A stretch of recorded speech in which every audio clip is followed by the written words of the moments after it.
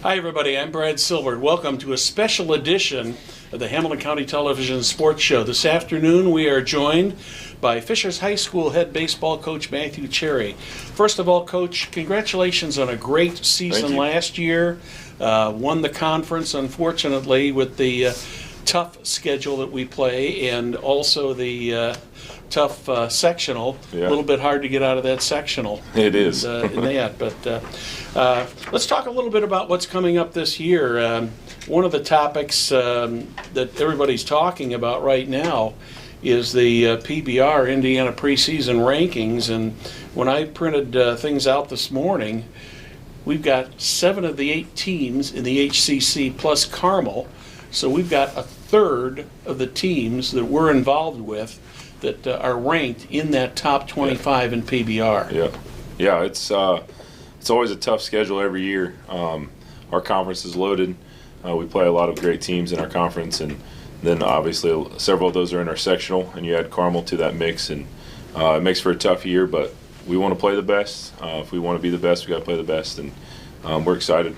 I think we have 18 of our 30 games are against the top 25 in PBR, so we're excited to take on that challenge. We'll talk about the challenge of the HCC, and I've often said to people that you can almost combine the HCC in the sectional tournament into one because it's all the same players. Yeah, a lot of it. Yeah, you add in Avon and Brownsburg and Franklin Central, but other than that, it's a lot of the same players plus Carmel in our sectional, and so it makes it tough. We see each other all year long, and able to build a pretty good scouting report against one another, and then depending on the draw, see each other again in the sectional, and it's usually the last man standing gets to move on to the regional. And it's a tough one to get through there, isn't it? Yes, it is. Yes, it is. Well, let's just talk a little bit about what your team's got coming up this season. You've got a lot of good returning talent. Plus, I've got to assume you've got some new faces that we're going to see this year too. Yeah, we do. Our JV team actually was 19-2 last year, so several of those guys are moving up to the varsity level to add to the guys that we have coming back. But we returned 3 of our top 5 arms from last season with Jack Brown and Gavin Kuzneski and Kyle Manship leading the way on the mound. And then I think we counted up, we have 5 or 6 guys coming back in our lineup that contributed throughout the year, off and on last year. So we're pretty excited about where we're heading this spring. Let's talk a little bit about Jack Brown, right-handed pitcher, committed to the University of Louisville. Not only a good pitcher, but offensively led the team. Yeah, he's a tremendous two-way player, and he'll have a chance to be a two-way player at Louisville too. And so he'll be one of our top hitters and a top guy on the mound. He's had a great off season. He actually pitched in the sectional championship against Zionsville and hasn't been real happy about that outcome. So he has a little chip on his shoulder, and he's had a great off season in preparation to be back on the mound this spring. And then he'll be one of our top hitters again. Let's talk about the rest of the pitching staff you've got. You're pretty deep on the pitching arms. Yeah, Gavin Kuzneski's committed to Ohio State. He got a conference start last year and threw some big innings for us as well. So he'll be another conference guy. And then Kyle Manship's committed to Quincy, Division II school. And he's had some big game experience. He pitched a little bit as a sophomore in our state finals run when we finished runner-up his sophomore year. He pitched a couple big games in the regional that year in relief, and so we're excited to kind of see how he contributes this year in that relief role, potentially maybe even starting off and on throughout the year. And then several other guys that are committed. Jacob Coleman's a senior that's committed to Anderson University. He'll throw for us. Luke Grubb is committed to Southwest Illinois Community College, and he'll throw for us. Nick Schneider is also committed to Georgetown College in Kentucky, and so he'll get some innings as well. So we're pretty excited about where we're at on the mound. How about the rest of the field? How are you looking infield and outfield wise? We returned several guys that started in the state finals game 2 years ago. So just going around the infield, Gavin Clayton will return again at third. He's committed to IU Kokomo. Gavin Kuzneski will get a play in the infield when he's not pitching. Ben Hammond will play in the infield when he's not pitching. Houston Dunn is returning. He was a starter last year in our sectional final team and conference team. Quinn Seafelt started off and on last year, and he'll be in the infield with us as well. He's committed to Indiana Tech. And then Jack Brown will be in the outfield. Ben Hammond's going to get a chance to pitch and hit for us. He's a junior. He pitched a little bit last year as a sophomore, and we're excited on his upside. And I think he's going to be another committed arm, as he continues to develop and gets to that point where he's has a chance to commit. But he'll play in the infield and pitch also. I know that formal practice has just started here a couple of weeks ago, and obviously with the way March weather is in Indiana, it's kind of a it's you just don't know what to expect, and obviously you guys have had to make a lot of adjustments as far as the types of practices and stuff you've had. What have you guys done to try to get around the weather? Well, we're used to being inside. We've only been outside twice so far. We'll go outside today for our third time.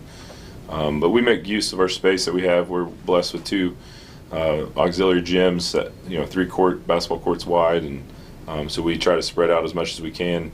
In the winter we go a lot in the morning, so we have access to more gym space and can spread out. But Saturday we came in at 7 in the morning so we could get some space and work on our bunt coverages and first, third, and indoors. And we don't use it as an excuse. We just do the best we can with the space we have and the time we have available. Now, coming up in a couple weeks, you guys are going to hit the road for a few days too, again, aren't you? Let's talk a little bit about that trip you're going to be making. Yeah, so every year we go to Tennessee the first weekend of our spring break, and it's been a tremendous trip for us. We spend a lot of time in the bus together and in the hotel rooms together.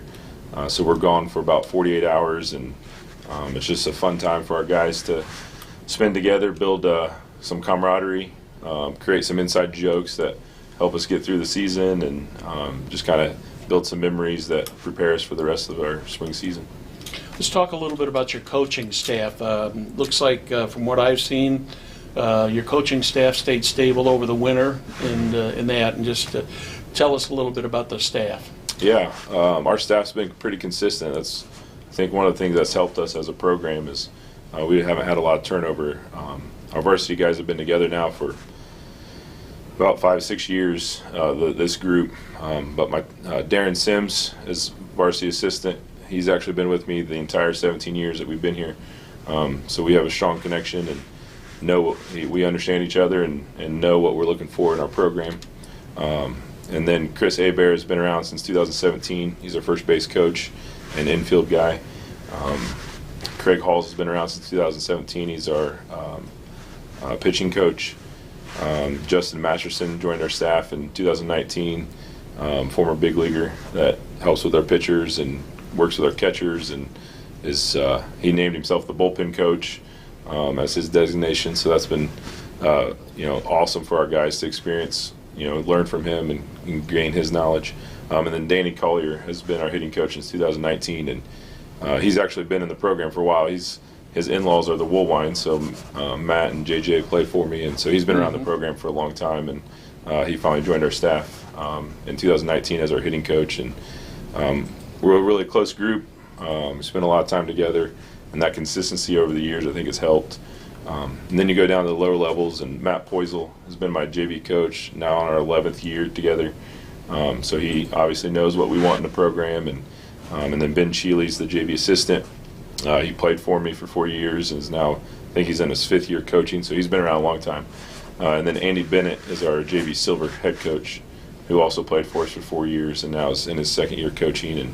And so a lot of guys that have been around a long time and understand what we want in our program and what we're trying to do, not only on the field but off the field as well. Speaking of being around for a long time, Perry and I talk about this quite a bit in the years you've not only as a player, as a coach, what are a couple of the biggest changes you've seen in the game? That's a great question. The one that just jumps off right away is the speed and the velocity that our guys see now is way different. I mean, we have 2 guys that are throwing 90 to 92, and then another one that's been up to 90 this winter.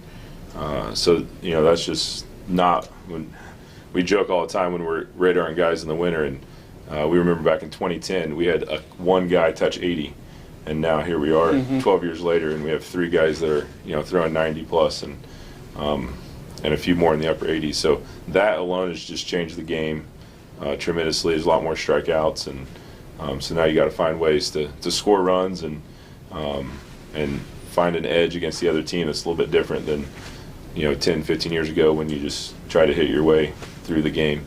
Other than that, though, I don't know that there's much difference.